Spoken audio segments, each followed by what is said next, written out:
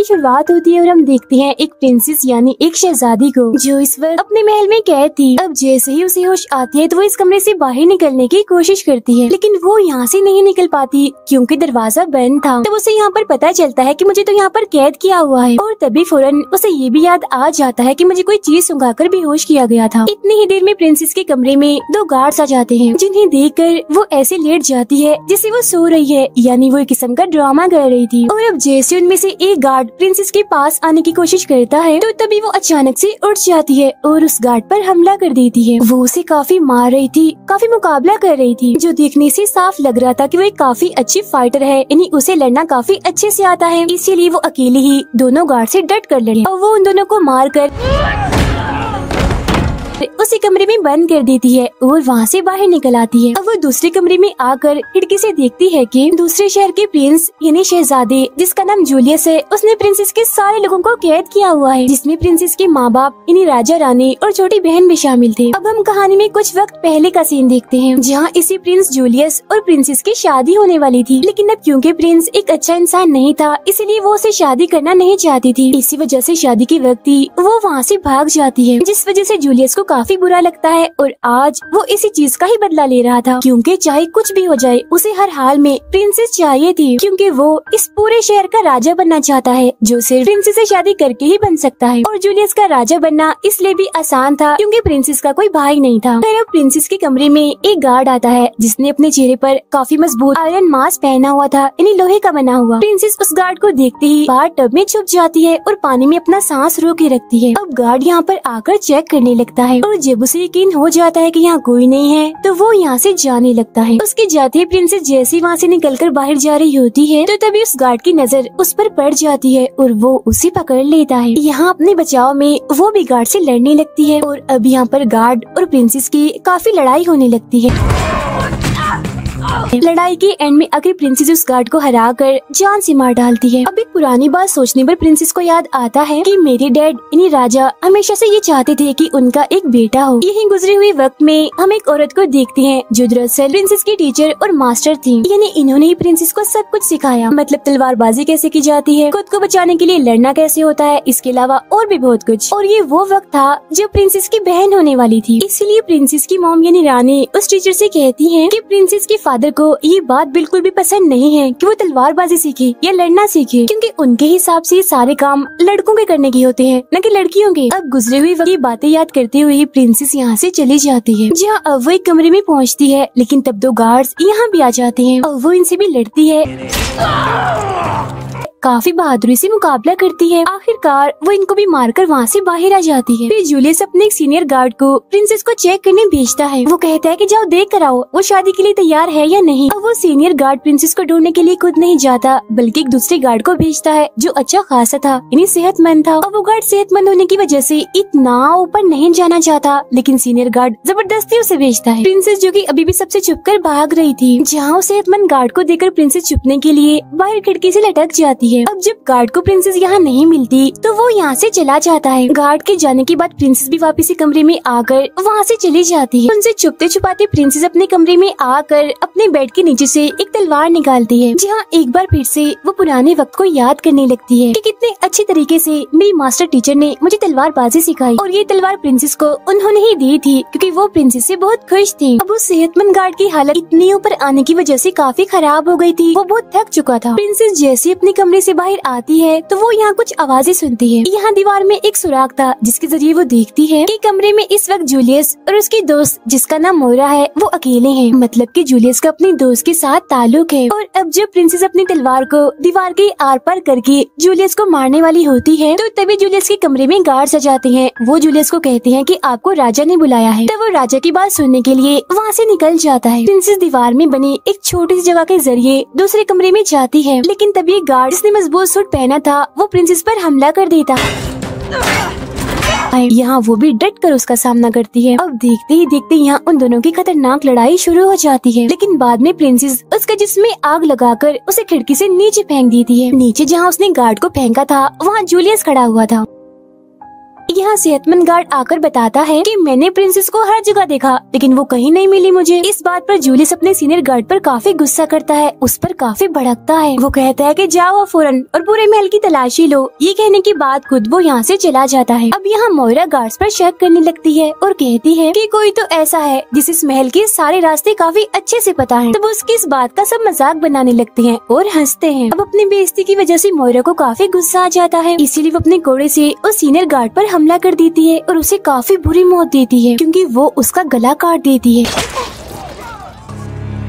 उस घोड़े में 2 ब्लेड लगे हुए थे जो मोइरा की उंगली से कंट्रोल होते थे। अब वो सभी गार्ड को हुक्म देती है कि जल्दी जाओ और पूरे महल की तलाशी लो। प्रिंसेस भी ऊपर खड़ी होकर ये सब कुछ देख रही थी, तो अब अपनी जान बचाने के लिए वो वहाँ से भागने की कोशिश करती है क्योंकि गार्ड्स तलाशी लेने के लिए आ रहे थे। लेकिन तभी बहुत सारे गार्ड्स आकर उसे घेर लेते हैं, लेकिन यहाँ प्रिंसेस नहीं रुकती। वो बहुत सारे गार्ड्स को मार देती है अपने रास्ते से हटाने के लिए और आगे बढ़ती रहती है। लेकिन तभी उसका रास्ता रोकने के लिए और गार्ड्स भी आ जाते हैं और अब वो अकेली ही इतने सारे गार्ड्स का मुकाबला करती है। लेकिन इस लड़ाई में वो खुद काफी जख्मी भी हो जाती है। फिर वो अपने गले की माला को तोड़कर उसके मोती सीढ़ियों में फेंक देती है, जिस वजह से वो सारे गार्ड्स जो प्रिंसेस की तरफ बढ़ रहे थे वो नीचे गिर जाते हैं। तो वो उनके ऊपर से गुजरते हुए वहाँ से भाग जाती है। अब वो एक गार्ड को पकड़कर खिड़की के जरिए काफी ऊंचाई से गिरती है, जहाँ नीचे गिरने के बाद प्रिंसेस तो बच जाती है लेकिन वो गार्ड काफी जख्मी हो जाता है। यहाँ एक और गार्ड था जो प्रिंसेस से काफी लड़ता है, लेकिन आखिर में वो उसे भी मारकर वहाँ से निकल जाती है। तभी वो खिड़की से बाहर लटका हुआ एक काफी लंबा कपड़ा देखती है और अब वो जल्दी से कूदकर उस कपड़े को पकड़ लेती है, जिसके सहारे वो नीचे आने लगती है। यहाँ थोड़ा नीचे आने के बाद खिड़की के जरिए एक कमरे में आ जाती है। वो काफी जख्मी हो गई थी, तभी वो दुखी होते हुए अपनी पट्टी करती है और गुजरे हुए पुराने वक्त को याद करने लगती है। जहाँ अब हम देखते हैं कि प्रिंसेस के डैड उसकी शादी उसकी मर्जी के खिलाफ जूलियस से ही करने वाले थे। तब इस वजह से वो अपने डैड से कहती है कि जूलियस मुझे बिल्कुल भी पसंद नहीं है, मैं उससे शादी करना नहीं चाहती और मेरा शौक तो एक फाइटर बनने का है। उसकी इस बात से राजा काफी गुस्सा होते हैं और कहते हैं कि ये मत भूले कि आप एक लड़की हैं और ये चीज आपके लिए बिल्कुल अच्छी नहीं कि आप लड़ाई या तलवारबाजी सीखें। और सुन ले कान खोलकर, मैं आपकी शादी जूलियस से ही करूँगा, वो ही शहर का राजा बनेगा। एक बात और, बेशक आप मेरी बेटी हैं, लेकिन मुझे आपसे ये उम्मीद नहीं थी कि आप मुझे ऐसे जवाब दें। बहुत खुदगर्ज हैं आप। ये सुनकर प्रिंसेस को बहुत दुख होता है। मौजूदा वक्त में जब वो अपनी पट्टी कर रही होती है तो तभी अचानक से उसके कमरे में कोई आ जाता है, जिसकी आवाज सुनते ही वो फौरन होशियार हो जाती है और उस पर हमला कर देती है। लेकिन तभी वो देखती है कि वो कोई गार्ड नहीं बल्कि उसकी मास्टर टीचर है और वो उन्हें यहाँ पर पाकर काफी खुश हो जाती है। लेकिन क्योंकि उसे काफी चोटें लगी थी इस वजह से वो जमीन पर गिर जाती है। लेकिन फिर तभी वो अपने टीचर से पूछती है कि आप यहाँ पर क्या कर रही हैं? जिस पर वो प्रिंसेस से कहती है कि मैं तो आपको ढूंढते हुए यहाँ आई हूँ। फिर वो प्रिंसेस को उठाकर बेड पर बिठाती है और उनके जख्मों पर मरहम लगाती है। यहाँ प्रिंसेस अपने टीचर से पूछती है कि सब कुछ यहाँ पर कैसे हुआ, क्या चल रहा है यहाँ पर। अब उसने अपने टीचर से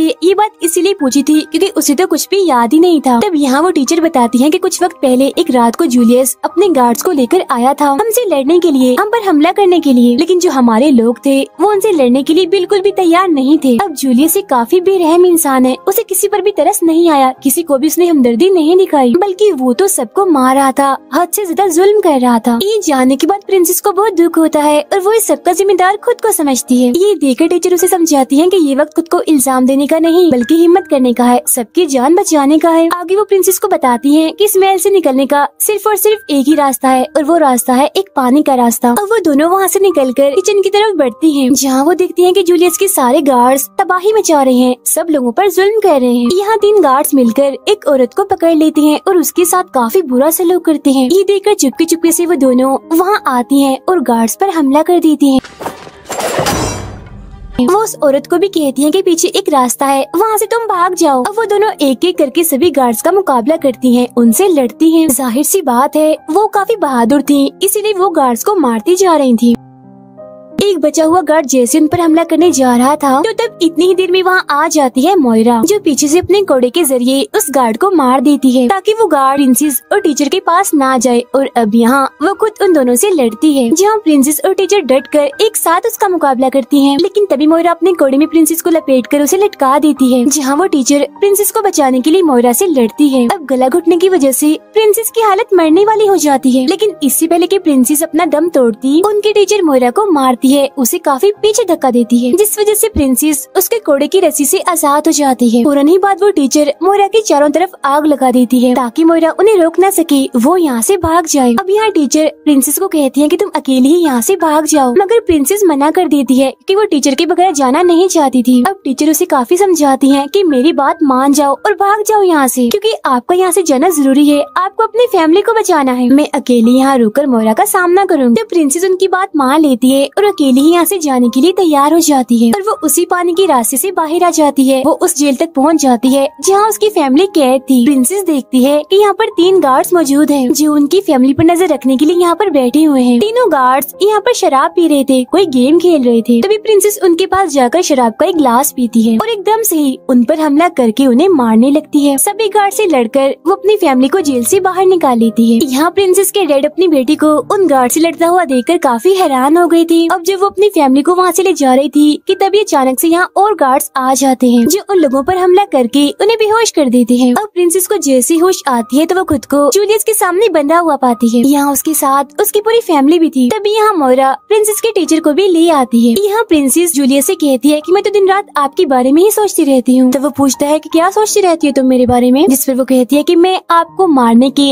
अलग अलग तरीके सोचती रहती हूँ। और जूलियस, मुझे उस टाइम का बेसब्री से इंतजार है जब मैं तुम्हारा धड़कता हुआ दिल अपने हाथों में पकड़ूंगी। ये सुनकर जूलियस को काफी गुस्सा आ जाता है, इसलिए अब वो कहता है कि मैं प्रिंसेस से नहीं बल्कि उसकी छोटी बहन से शादी करूंगा, क्योंकि ऐसा करने से भी तो मैं राजा बन जाऊंगा। फिर फौरन ही बाद जूलियस प्रिंसेस को मारने का हुक्म दे देता है। तब जूलियस की बात सुनकर वो अपने टीचर को इशारा करती है, यानी कि आप मेरी बहन को लेकर पीछे के रास्ते से निकल जाएं। जैसे प्रिंसेस सबसे लड़कर सबका ध्यान भटकाती है तो इतनी ही देर में टीचर उसकी बहन को लेकर वहाँ से भाग जाती है, जिसके बाद गार्ड प्रिंसेस को उठाकर खिड़की से बाहर फेंक देता है और वो सीधा जाके गहरे पानी में गिरती है।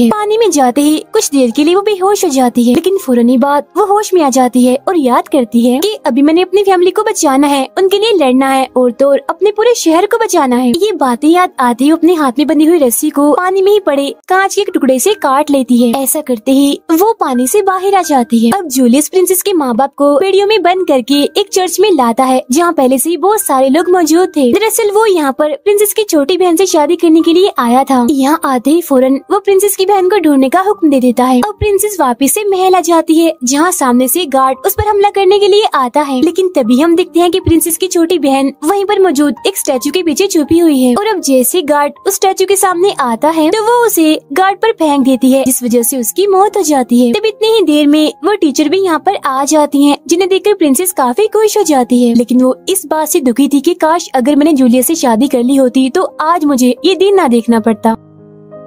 तीनों यहाँ से चली जाती हैं। प्रिंसेस और उनके टीचर छोटी बहन को ऐसी जगह पर लाती हैं जहाँ पर बहुत सारे हथियार पड़े हुए थे जो जंग के टाइम काम आते थे। प्रिंसेस और टीचर जंग वाले कपड़े पहनकर बिल्कुल तैयार हो जाती हैं, क्योंकि प्रिंसेस की बहन को भी उन कपड़ों का शौक था, इसीलिए वो भी अब अच्छे से तैयार हो जाती है। अब वो दोनों प्रिंसेस की बहन को यहीं पर रुकने का कहकर वहाँ से चली जाती है। जूलियस के गार्ड्स उसकी बहन को ढूंढ रहे थे, जबकि वो दोनों बाहर आकर सबसे लड़ रही थी, यानी प्रिंसेस और टीचर।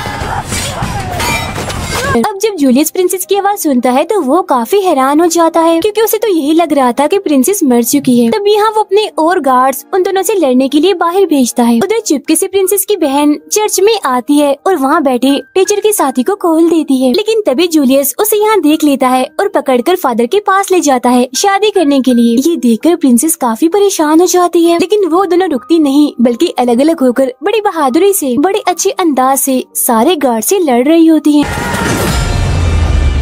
कुछ गार्ड्स को मारने के बाद वो टीचर अंदर जाने लगती हैं, लेकिन मोइरा उनका रास्ता रोकने के लिए कुछ गार्ड के साथ वहाँ खड़ी हो जाती है, लेकिन टीचर उनसे काफी लड़ती हैं। तब यहाँ टीचर के साथी भी लड़ने के लिए पहुँच जाते हैं। अंदर चर्च में भी सभी लोग आपस में ही लड़ रहे थे, जहाँ प्रिंसेस भी अंदर जाने की कोशिश करने लगती है। लेकिन तभी यहाँ पर मोइरा आ जाती है जो प्रिंसेस को रोकने के लिए उसे अपने कोड़े से डराने की कोशिश करती है। चर्च में जूलियस राजा पर हमला कर देता है। तब ये देखकर टीचर उन्हें बचाती है और खुद जूलियस से लड़ने लगती है, जबकि बाहर प्रिंसेस और मोइरा में भी काफी खतरनाक लड़ाई चल रही होती है, जहाँ कभी मोइरा प्रिंसेस पर भारी पड़ रही थी तो कभी प्रिंसेस मोइरा पर, लेकिन बाद में प्रिंसेस मोइरा के गर्दन को कोड़े में लपेट कर उसे वहाँ लटका देती है। ये करने के बाद वो उस कोड़े को खींचती है, जिससे दम घुटने की वजह से मोइरा की मौत हो जाती है। उसे मारने के बाद प्रिंसेस अंदर जाती है और देखती है कि जूलियस ने उनके टीचर पर हमला कर दिया है, जिस वजह से उसकी टीचर काफी जख्मी है। ये देखकर प्रिंसेस काफी दुखी हो जाती है, उसकी आंखों में आंसू आने लगते हैं, क्योंकि उसे लग रहा था कि उसकी टीचर जो जख्मी होकर वहाँ गिर गई है वो मर चुकी है। इतनी ही देर में टीचर का साथी यहाँ पर आकर उन्हें अपने साथ ले जाता है, जिसके बाद अब चर्च में सिर्फ जूलियस और प्रिंसेस ही बचते हैं और अब इनके बीच खतरनाक लड़ाई छिड़ जाती है।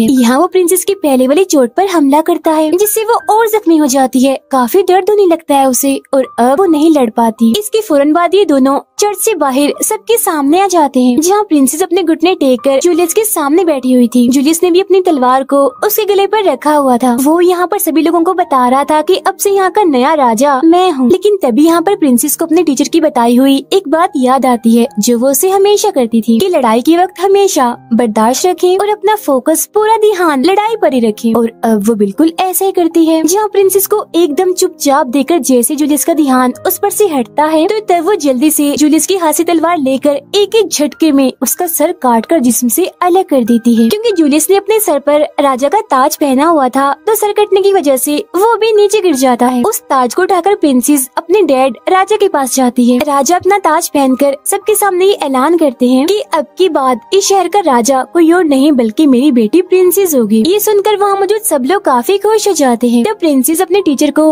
वहाँ जिंदा देखकर काफी हैरान भी होती है और काफी खुश भी, इसीलिए उनके पास जाकर उनको गले से लगा लेती है। इसके बाद वो सेहतमंद गार्ड बाहर निकल कर आता है और प्रिंसेस को देखकर काफी खुश हो जाता है और कहता है, ओ प्रिंसेस तुम यहाँ पर हो, शुक्र है तुम मिल गई, मैंने तुम्हें कहाँ कहाँ नहीं ढूंढा। अब ये सीन काफी हंसने वाला था। उसकी ये बात सुनकर सब लोग काफी हंसने लगते हैं और उनकी खुशी के साथ ही ये शानदार फिल्म यहीं पर खत्म हो जाती है।